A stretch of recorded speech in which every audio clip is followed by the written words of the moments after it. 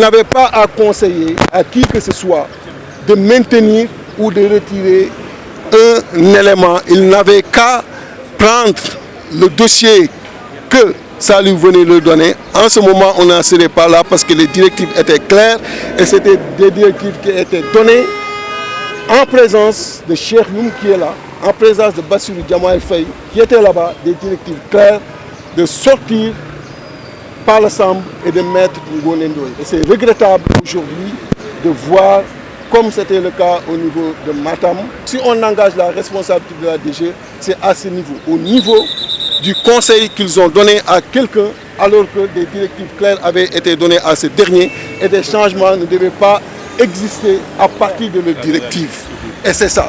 Mais vous savez bien qu'on ne va jamais engager la responsabilité de quelqu'un, dire cela directement sans pour autant avoir des preuves.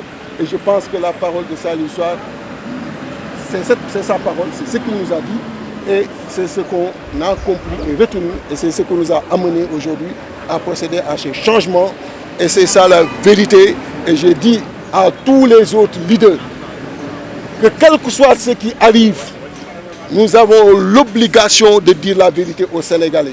On ne peut pas combattre le régime en face sur des pratiques que nous jugeons frauduleuses, sur des pratiques que nous jugeons inappropriées et vouloir aujourd'hui défendre ceux qui sont en notre sein alors qu'ils ont lourdement fauté. Pour qu'on soit juste, il faut qu'on soit juste avec tous les Sénégalais, ceux qui sont d'en face et ceux qui sont également avec nous.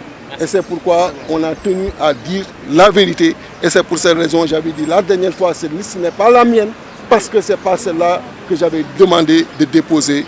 Merci. Et je vous remercie.